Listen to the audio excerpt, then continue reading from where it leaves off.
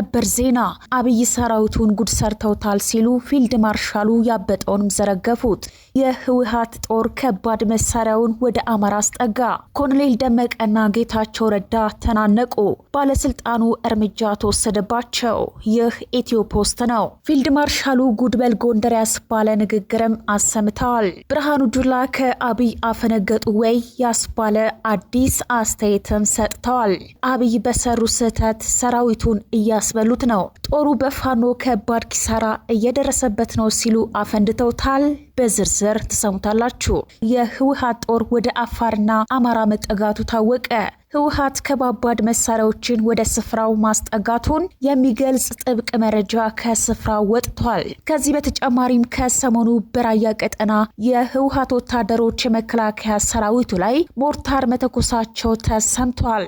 አንድ ከትግራይ ክልል የወጣ ጥናት ደግሞ የአብይና ህወሓት ስምምነት ሊፈርስ ከጫፍ መድረሱን ጠቁሟል። ዝርዝሩን ይዘናል። ኮሎኔል ደመቀና ጌታቸው ረዳ ተናነቁ። ሁለቱ የ4 ኪሎ ቁልፍ ሰዎች በወልቃይ ጉዳይ ጉሮሮ ለጉሮሮ ለመተናነቅ እየተንደረደሩ ነው። የጠቅላይ ሚኒስተሩ የምስራቅ አፍሪካ ጉዳዮች አማካሪ ጌታቸው ረዳ እና 4 ኪሎ ቤተኛው ዶክተር ዳኛው አፋ በወልቃይ ጉዳይ በአደባባይ መቧቀስ ጀምረዋል። ትሰሙታላችሁ። በወንጀል የተጠረጠሩት ከፍተኛ ባለስልጣኑ ያለመከሰስ መብታቸው ሊነሳ መሆኑ ተገለጸ። ከፍተኛ የብልጽግና ፓርቲ ባለስልጣን እና የህዝብ ተወካዮች ምክር ቤት አባሉ ያለመከሰስ መብታቸውን ለማንሳት ምክር ቤቱ ያስቸኳይ ስብሰባ ጥሪ ማድረጉ ተገልጿል። የፌዴራል ፖሊስ ባለስልጣኑን አስመልክቶ ያወጣው መረጃ በርካቶችን ያስደነገጠ ሲሆን በከባድ ወንጀል የተጠረጠሩት እኚህ ባለስልጣን የጠቅላይ ሚኒስተሩ የቅርብ ወዳጅ መሆናቸው ደግሞ ከፍተኛ መነጋገሪያን የፈጠረ ሆኗል። በከባድ ወንጀል የተጠረጠሩት የህዝብ ተወካዮች አባልና የብልጽግና ከፍተኛ ሹመኛ ማናቸው የሚለውን በዘገባችን በዝርዝር ታደምጡታላችሁ። የተወደዳችሁ የቻናላችን ቤተሰቦች እነዚህንና ሌሎች መረጃዎችን ይዘናል። እንደተለመደው ቪዲዮ ላይክና ሼር በማድረግ ቤተሰብ እንድትሆኑ በአክብሮት እየጠየቅን በቀጥታ ወደ መረጃችን እናልፋለን። እስከ ዝግጅታችን ፍጻሜ ድረስ አብራችሁን ሆኖ የህወሓት ጦር ወደ አፋርና አማራ መጠጋቱ ታወቀ። ህወሓት ከባባድ መሳሪያዎቹን ወደ ስፍራው ማስጠጋቱን የሚገልጽ ጥብቅ መረጃ ከስፍራውም ወጥቷል። ከዚህ በተጨማሪም ከሰሞኑ በራያ ቀጠና የህወሓት ወታደሮች የመከላከያ ሰራዊቱ ላይ ሞርታር መተኮሳቸው ተሰምቷል። አንድ ከትግራይ ክልል የወጣ ጥናት ደግሞ የአብይና ህወሓት ስምምነት ሊፈርስ ከጫፍ መድረሱን ጠቁሟል። 4 ኪሎና መቀሌ ከጫፍም ደርሰዋል። የፕሪቶሪያውን አምዶች በቁማቸው እየገነደሱ ያለው ህወሓት አሁንም ጦር አጫሪ ድርጊቶችን እየፈጸመ ነው። ከ2 ሳምንት በፊት ወደ አፋር ዘልቆ ጥቃት መክፈቱ የሚታወስ ነው። አሁን ደግሞ ተጨማሪ ጥቃት ለመክፈት ከባባድ መሳሪያዎቹንና ወታደሮቹን ወደ አማራና አፋር እያስጠጋ ስለመሆኑን ተዘግቧል። ወደ አማራ ክልል በራያ በኩል ከባድ መሳሪያዎቹን አስጠግቷል የተባለ ሲሆን በዚያም ከመከላከያ ሰራዊቱ ጋር ፍጥጫ ውስጥም ገብቷል። ይህ በእንዲህ እንዳለ የፌዴራል መንግስቱና የትግራይ ክልል አመራሮች ከ2 ዓመት ደም አፍሳሽ ጦርነት በኋላ የደረሱበት የፕሪቶሪያው የሰላም ስምምነት በተለያዩ አዳዲስ ውዝግቦች ምክንያት ሊፈርስ ከጫፍ ደርሷል ሲሉ የተለያዩ ሪፖርቶችም አመላክተዋል። ውጥረቱ በዋናነት የተከሰተው በዲዲአር ትጥቅ መፍታት ከሰራዊት ማሰናበትና መልሶ ማቋቋም ስምምነት መሰረት ለክልሉ ታጣቂዎች ከፌዴራል መንግስቱ ይላክ የነበረው ድጎማና በጀት መቋረጡን ተከትሎ መሆኑን ዘሀበሻ ምንጮችም ገልጸዋል። ለዚህ ምክንያትም አንድ ስማቸው እንዲጠቀስ ያልፈለጉ የክልሉ ባለስልጣን እንደተናገሩት የዲዲአር በጀቱ በመቋረጡ የክልሉ አስተዳደር ለህዝቡ አገልግሎት ለሲቪል ሰራተኞች የተመደበውን መደበኛ በጀት ለታጣቂዎች ኃይሎች ደሞዝ ክፍያ እያዋለው ነው ብለዋል። ምንም እንኳን ከፌዴራል መንግስት የሚላከው መደበኛ በጀት ባይቋረጥም በክልሉ አመራሮች በኩል በጀት የማዛወር ስራ እየተሰራ መሆኑ የህዝብ አገልጋዮች ደሞዝ እንዲያጡ ማድረጉን ምንጮችም ተናግረዋል። ከቀናት በፊት የተለያዩ የመንግስት ሰራተኞች ደሞዛቸው ይከፈለን የሚል ተቃውሞ በተለያዩ የትግራይ ከተሞች ማሰማታቸው ይታወሳል። ከዲዲአር በጀት መቋረጥ ተጨማሪ ከዚህ ቀደም የትግራይ ኃይሎች የአፋር ክልል ድንበር ጥሰው የገቡ ቢሆንም በኋላ ላይ ለቀው ቢወጡም ድርጊቱ ራሱ በስምምነቱ ላይ የፈጠረው ስጋት ከፍተኛ እንደሆነ ተገልጿል። በሌላ በኩል የህዝቡ እንግልት አባብሷል የተባለ የነዳጅ እጥረት በክልሉ ተከስቷል። ምንም እንኳን ነዳጅ ወደ ክልሉ እየገባ መሆኑ ቢነገርም ነዳጁ የት እየደረሰ እንደሆነ አይታወቅም ያሉት ነዋሪዎቹ ህዝቡ በከፍተኛ የነዳጅ እጥረት የተሰቃየ መሆኑን ገልጸዋል። በክልሉ በተፈጠረው በዚህ አዲስ ውጥረትና አስተዳደራዊ ችግር ዙሪያ የጊዜያዊ አስተዳደሩ አካል የሆኑት ጀነራል ታደሰ ወረደ ዝምታን መምረጣቸው የተለያዩ ጥያቄዎችን አስነስተዋል። ምንጮች እንዳሉት ጀነራል በጉዳዩ ላይ አስተያየት ከመስጠት መቆጠባቸው ምናልባትም በህወሓት ቲፒኤልኤፍ ኃይሎች ተጽዕኖ ስር ወድቆ ይሆን የሚል ግምት እንዲፈጠር ማድረጉን ዘገባው አመላክቷል። አድማጮቻችን መረጃችን የቀጠለ ሲሆን በሌላ በኩልም ሁለቱ 4 ኪሎ ቁልፍ ሰዎች በወልቃይት ጉዳይ ጎሮሮ ለጎሮሮ ለመተናነቅ እየተንደረደርን ነው። የጠቅላይ ሚኒስተሩ የምስራቅ አፍሪካ ጉዳዮች አማካሪ ጌታቸው ረዳና 4 ኪሎ ቤተኛው ዶክተር ዳኛው አፋ በወልቃይት ጉዳይ በአደባባይ መቧቀስም ጀምረዋል።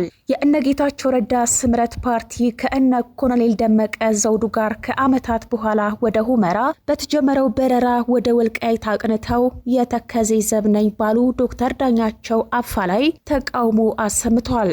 ፓርቲው በወልቃይት ጉዳይ ባወጣው መግለጫ ከፌዴራል መንግስቱ ጋር የጀመረው ተፈናቃዮች የመመለስ ጥረት እንደ ዳኛው ባሉ ምሁራን እየተደናቀፈ ነው ሲሉ ወንጅሏል።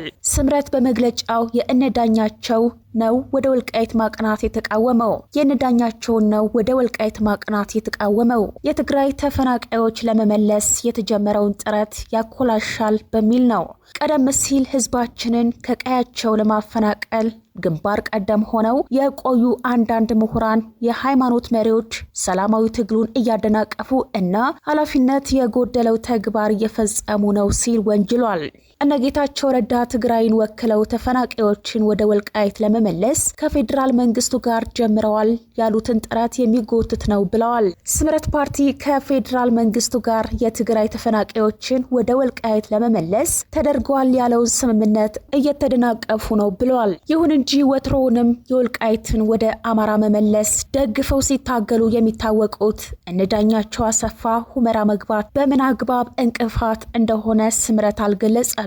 ለጠቅላይ ሚኒስተር አብይ አህመድ ቅርበት ያላቸው ዳኛው ወደ ወልቃይት ከማቅናታቸው ውጪ መሬት ላይ የቀየሩት አዲስ ነገር የለም።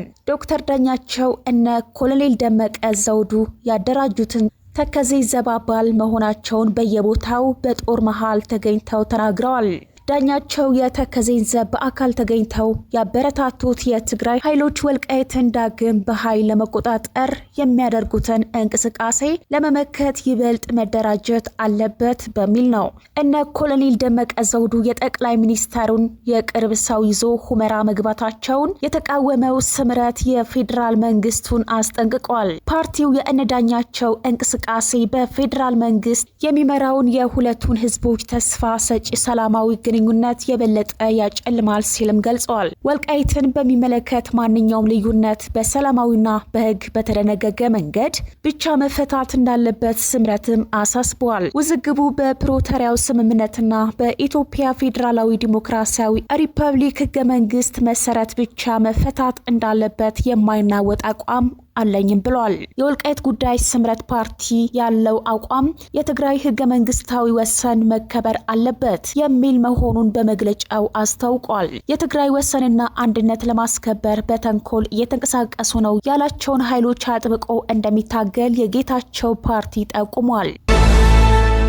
በወንጀል የተጠረጠሩት ከፍተኛ ባለስልጣኑ ያለመከሰስ መብታቸው ሊነሳ መሆኑ ተገለጸ። ከፍተኛ የብልጽግና ፓርቲ ባለስልጣንና የህዝብ ተወካዮች ምክር ቤት አባሉ ያለመከሰስ መብታቸውን ለማንሳት ምክር ቤቱ የአስቸኳይ ስብሰባ ጥሪ ማድረጉ ተገልጿል። የፌዴራሉ ፖሊስ ባለስልጣኑን አስመልክቶ ያወጣው መረጃ በርካቶችን ያስደነገጠ ሲሆን በከባድ ወንጀል የተጠረጠሩት እኚህ ባለስልጣን የጠቅላይ ሚኒስተር የቅርብ ወዳጅ መሆናቸው ደግሞ ከፍተኛ መነጋገሪያን የፈጠረ ሆኗል።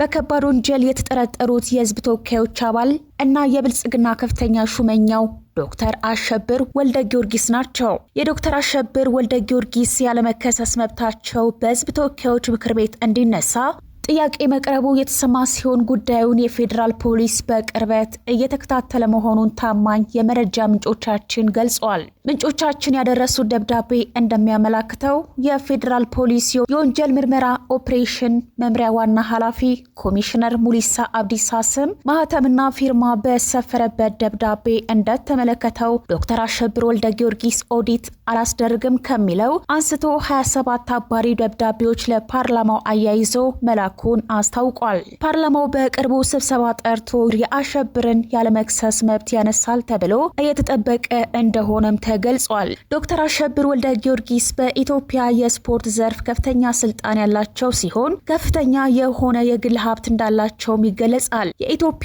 ኦሎምፒክ ኮሚቴ ፕሬዝዳንት የነበሩት አሸብር በአሁኑ ጊዜ የዚህ ኮሚቴ ፕሬዝዳንት ሆነው እያገለገሉ ይገኛሉ። ቀደም ሲል የኢትዮጵያ እግር ኳስ ፌዴሬሽን ፕሬዝዳንት ሆነው ያገለገሉት ዶክተር አሸብር ባለፈው ዓመት ላይ ክስ ቀርቦባቸው እንደነበር አይዘነጋም። በዶክተር አሸብር ወልደ ጊዮርጊስ ዙሪያ በዋናነት የተነሳው ጉዳይ ከኢትዮጵያ ኦሎምፒክ ኮሚቴ ጋር በተያያዘ የፍርድ ቤት ክስ ነው። አትሌት ኃይለ ገብረስላሴ፣ አትሌት ገዛኸኝ አበራ እና ሌሎች የፌዴሬሽኖች ባለፈው ዓመት ኦሎምፒክ ኮሚቴ ላይ ጉዳት አድርሰዋል በማለት ዶክተር አሸብር ላይ ክስ መስርተውባቸው እንደነበር አይዘነጋም። ይሁን እንጂ በወቅቱ ዶክተር አሸብር የፓርላማ አባል በመሆናቸው ያለመከሰስ መብት ስላላቸው የአትሌቶቹ ክስ ወደፊት ሳይገፋ በመንገድ የቀረ ቢሆንም አሁን ላይ በተደጋጋሚ ስማቸው ከወንጀል ድርጊቶች ጋር በመያያዙ የፌዴራል ፖሊስ ጉዳዩን ወደ ፍርድ ቤት ለመውሰድ እርምጃ ጀምሯልም ተብሏል። አድማጮቻችን መረጃችን የቀጠለ ሲሆን በሌላ በኩልም ፊልድ ማርሻሉ ጉድበል ጎንደር ያስባለ ንግግር አሰምተዋል። ብርሃኑ ጁላ ከአብይ አፈነገጡ ወያ ያስባለ አዲስ አስተያየትም ሰጥተዋል። አብይም በሰሩ ስህተት ሰራዊቱን እያስበሉት ነው፣ ጦሩ በፋኖ ከባድ ኪሳራ እየደረሰበት ነው ሲሉ አፈንድተውታል። ነገሮች በአይን ፍጥነት እንደ ቂጣ ዳቦ እየተገለባበጡ ነው። የሀገሪቱን ትንሣኤ የሚያስናፍቁ ክስተቶች ከኢትዮጵያ ሰማይ ስር በርክቷል። ማዕከላዊ መንግስቱን ለመገርሰስ ነፍጥ ያነሱት የፋኖ ታጣቂዎች ከባህር ዳር እስከ 4 ኪሎ የዘለቀ ድንጋጤን የፈጠረ ትንቅንቅ እያደረጉ ነው። በእሳት አጥር ከበነዋል ያሉትን የጎጃም ቀጠና በስፋት ስለመቆጣጠራቸው ተዘግቧል። ይህ የጎጃም እንቅስቃሴ ወደ ጎንደር ተሻግሮ በጎንደርና ወሎ የመንግስትን አጀንዳ ለማስፈጸም የገቡ የመከላከያ ሰራዊት አባላትን ጭዳ ያደረገ ጦርነት እየተደረገ ነው። በእንዲህ ያለ መልኩ በቀጠለው የአማራ ውጊያ መከላከያ ሰራዊቱ ክፉኛ እየተፈተነ ነው የሚገኘው። የሰራዊት ፈተና በጦር ሜዳ ባለው ትንቅንቅ ብቻ አይደለም። ይልቁንም መንግስት ሰራዊቱ የካድሬው ሚና ተክቶ እንዲሰራ መደረጉም ጭምር እንጂ። መከላከያው ልክ እንደ ፖሊስና የሚሊሻ ኃይል በየቦታው ለሚፈጠሩ ቀውሶች መሰማራቱ ሳያንስ የሲቪል አስተዳደሩን ካድሬውን ሚና ተክቶ ከሀገር ሽማግሌዎችና ከሃይማኖት አባቶች ጋር ተቀምጦ በየአካባቢው የጸጥታ ችግር የውይይት መድረኮችን እንዲመራ መደረጉ የሰራዊቱን ሸክም የሚያከብድ መሆኑ እየተነሳ ይገኛል። ዛሬም በጎጃም በተካሄዱ ውጊያዎች የመንግስት ጦር ከባድ ኪሳራ ደርሶበታል። የአማራ ፋኖ በጎጃም ቀኝጌታ ዮፍታይ ንጉሴ ክፍለ ጦር አካል የሆነው በደንበጫና አካባቢው የሚንቀሳቀሰው ኢንጂነር ክበር ተመስገን ብርጌድ ከከተማዋ 1 ኪሎ ሜትር አካባቢ ወጣ ብሎ ባደረገ ውጊያ 27 የመንግስት ኃይል ሙት ሲደረግ 16 ቁስለኛ መሆኑን የአማራ ፋኖ በጎጃም ምክትል ህዝብ ግንኙነት መምሪያ ኃላፊ ፋኖ ዮሐንስ ተናግሯል። በተያያዘ ሁኔታ ክፍለ ጦር አካል የሆነው በማቻከል አካባቢ የሚንቀሳቀሰው በላይ ዘለቀ ብርጌድ እሁዲት በምትባል ቦታ ላይ ጠላትን በደፈጣ በመያዝ አንድ ኦራል የጠላት ኃይል ሙሉ በሙሉ ሙት መደረጉን ተናግሯል። በሌላ በኩል ደግሞ የበላይ ዘለቀ ክፍለ ጦር ሶማ ብርጌድ ደብረ ወርቅ ከተማ ላይ በመግባት አስደናቂ ድል መቀዳጀቱን በመግለጽ በውጊያው በርካታ የጠላት ኃይል ሙት መደረጉን፣ በርካታው ደግሞ ምርኮ መሆኑን አክሏል። ይህም ታዲያ በብልጽግና መንደር ታላቅ ድንጋጤ የፈጠረ ክስተትም ሆኗል የተባለ ሲሆን በጠቅላይ ሚኒስትር አብይና በፊልድ ማርሻሉ ብርሃኑ መካከል ቁርሾ ለማስቀመጥ ደፋ ቀና እያሉ ላሉ ባለስልጣኖች ደግሞ ጮቤ የሚያስረግጥ ሆኗል ነው የተባለው። አንዳንድ የብልጽግናው ጀነራሎችና ሲቪል ባለስልጣናት ለጥፋቱ ፊልድ ማርሻሉን ተጠያቂ በማድረግ ከደሙ ንጹህ ነኝ ማለት ጀምረዋል የተባለ ሲሆን ፊልድ ማርሻሉን ከቦታቸው ገለል ለማድረግ ጠቅላዩን ደጅ እየጠኑ ያሉት የብልጽግናውን ታማኞች የፊልድ ማርሻሉ መዝረክረክ በዚህ ከቀጠለ ቁማሩን ያስበላናል በማለት ጠቅላዩ ላይ ግፊት ማድረግ መጀመራቸው ነው ከ4 ኪሎ የሚወጡ መረጃዎችም የሚጠቁሙት። ፊልድ ማርሻሉ ብርሃኑ ጁላ አብይ ጉድ ሰርቶናል፣ በእርሱ ምክንያት ሰራዊቱ እያለቀ ነው የሚል የወቀሳና የክስ ደብዳቤ ያዘጋጁት የፊልድ ማርሻሉ ነቃፊዎች ታዲያ የመሳሪያዎቹን በፋኖ እጅ መግባት አጋጣሚ በመጠቀም አስቀድሞም ቢሆን ይህ እንዳይመጣ ስናገር ነበር፣ የሚሰማ ባለማግኘታችን ይሄው ውጤቱን እየተመለከትን ነው በማለትም ሰራዊቱ መሳሪያውን ለጠላት እያስረከበ የስርዓቱ ስጋት እንዲሆን ያደረገው በብርሃኑ ጁላ አመራር ብቃት ማነስ ነው እያሉ ናቸው። የተወደዳችሁ የቻናላችን አድማጭ ተከታታዮቻችን ለዛሬ ያስንላችሁ መረጃዎች እነዚህ ናቸው። ቻናሉን ሰብስክራይብ፣ ቪዲዮ ላይክ እና ሼር በማድረግ ቤተሰብ እንድትሆኑ በአክብሮት እንጠይቃለን። ጤና ይስጥልን።